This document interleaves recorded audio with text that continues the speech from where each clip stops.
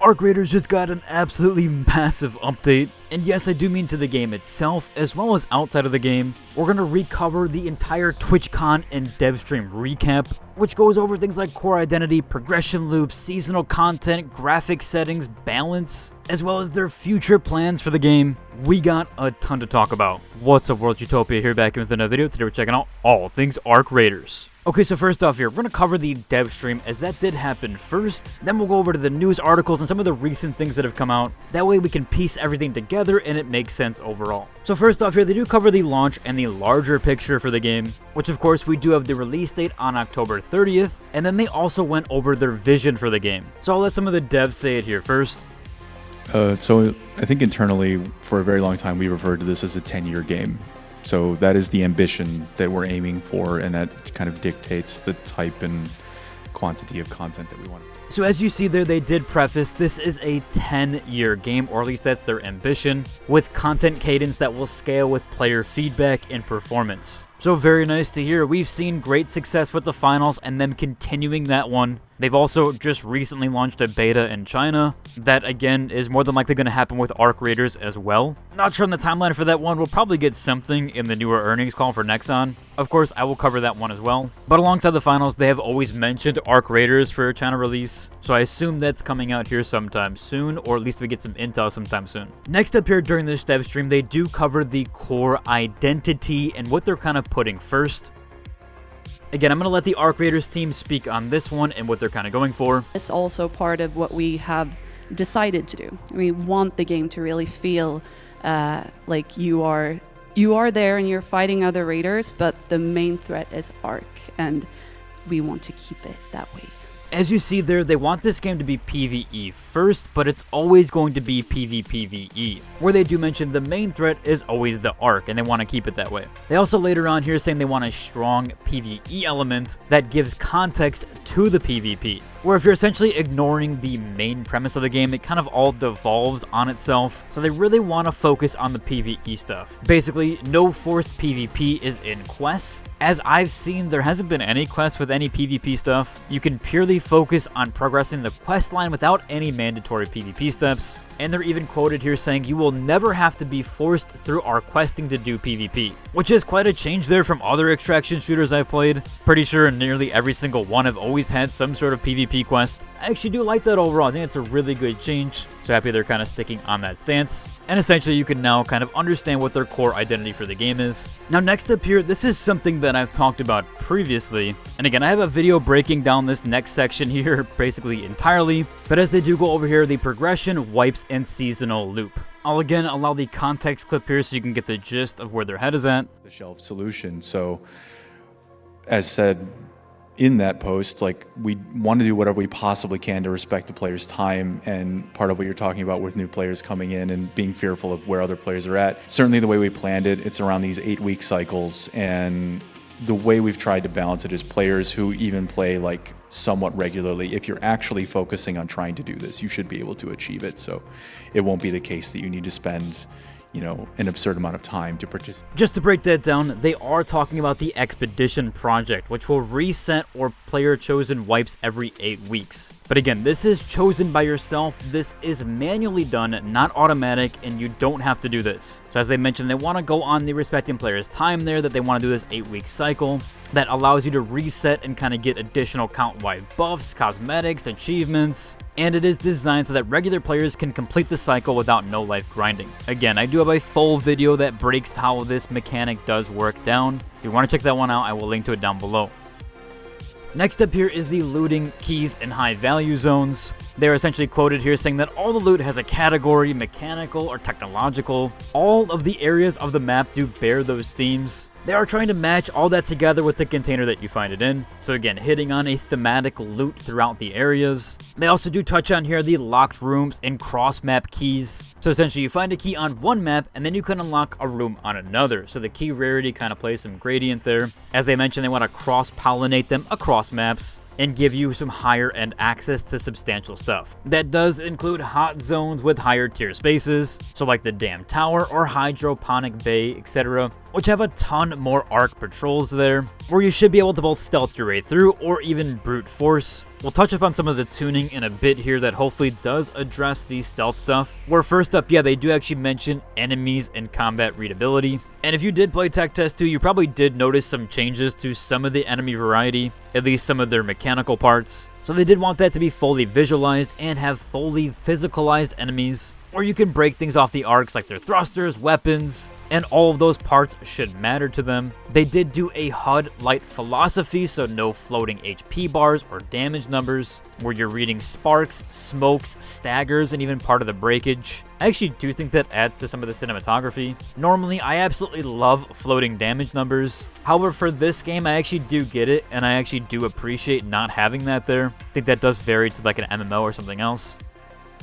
Same thing here with the naming and behavior hints. They finally did mention that the Leaper did get renamed from Bison. Wasp, Hornet, Fireball, Pop all have intuitive cues, not just trivia. They did also touch up on the Buildcraft augments, where they did add that new system for looting, healing, and tactical combat augments, which familiarizes you to tailor your run. So either faster carry run for scab builds, or even supportive heals, offensive utility for fighting, etc. Of course, even mentioning gearing, etc. here, they did touch upon Endgame. Certainly the endgame play has to evolve with the game as we go, and we even as early as a year ago began talking about what the next evolution was, so it's something that's on our radar for sure.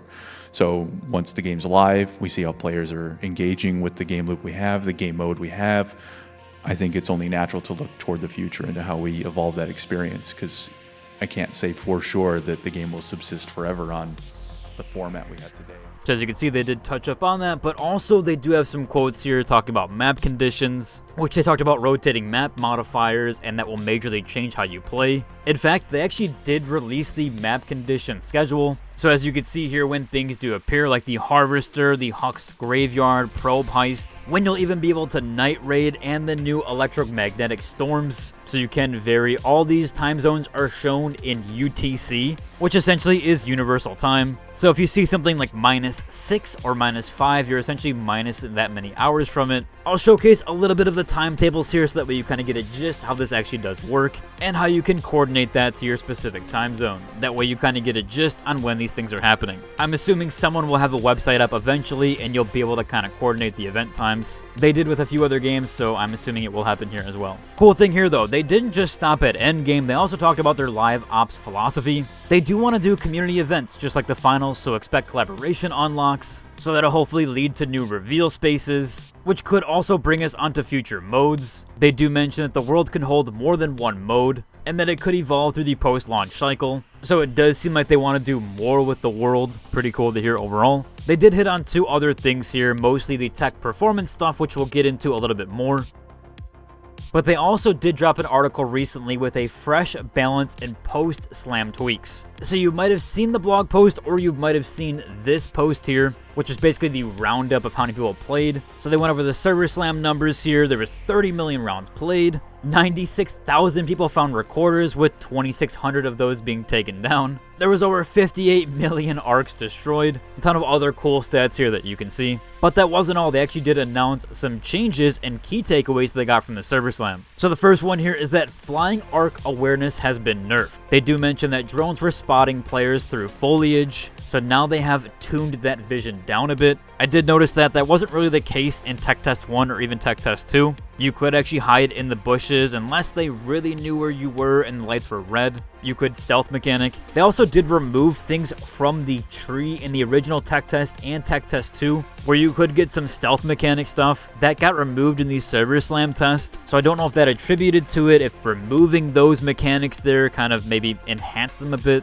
but it does seem nice that they are tuning that. They also mentioned that the dam control tower access has been tightened, and the risk reward restored for top tier loot climb. I do believe you're able to drop off a ledge in order to get into the dam control loot tower, so I'm guessing they had to remove the ability for that. They also did mention some quality of life and bug fixes. Audio footstep edge cases, stability patches, and other quick fixes are landing during and after the slam. So they have been doing a lot of those, and they are pushing out patches up until launch. The big controversial one here is the graphic defaults. They have mentioned they lowered that for the slam to favor FPS, and that tuning was made better for fidelity and performance balance at launch. Now, I didn't necessarily notice this a ton, although re-looking through my footage, it does seem like the shadows were a bit nerfed in lighting overall, and I ran my game at full epic settings, basically everything I could maxed out. Aside from anti-aliasing, I always recommend turning that down if you use DLSS or any of the upscalers. We've also had some posts about it that the shading and lightning was downgraded from the server slam.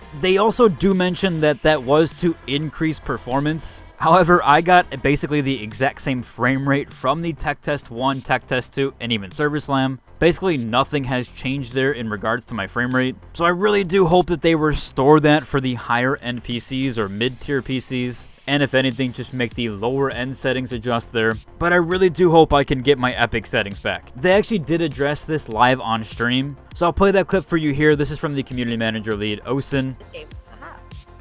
I have a question from Litzan. Yes, so the team knows about this issue and they are looking into it, but I can't confirm anything yet. But I've shown them the Reddit thread. It's fine. So yeah, she does touch up on it on stream here, saying they're going to look into it. And she also did comment here on the post as well. So it really does seem they will try to maybe restore that. I could definitely see both ends of it though. Sometimes when games do release with higher graphic fidelity at the high end, people think they can run at epic settings, and then they end up review bombing a game because they're running poorly on an old system or outdated system. Maybe they also wanted some console parity there. I don't know, I really do hope that they restore the epic settings though, or at least sometime after launch, after all the reviews have kind of pulled in, that we do get maybe those experimental settings or those settings from Tech Test 1 and Tech Test 2. As I mentioned from my footage in Tech Test 2 all the way to Server Slam, I have the exact same frame rate with the exact same settings, so hopefully they can restore that. Speaking of that though, we did get some new tech and performance notes. Again, as I did mention, Nvidia does have their driver update for Arc Raiders, so there is DLSS 4 frame gen. It also has RTX GI or Ray Trace Global Illumination, and the reflex latency cuts, as well as if you recently purchase a RTX 50 series bundle, you can actually claim a deluxe edition copy plus an Astro pack. I will mention still, AMD does not have their new Adrenaline update for this game as of yet. Hopefully we do get it before launch or sometime close to launch. Although, of course, you can still play the game on an older driver update. Sometimes it just helps with performance and optimizations. Overall, that should about cover for today's video. If you enjoyed it, like and subscribe, and until the next one, deuces.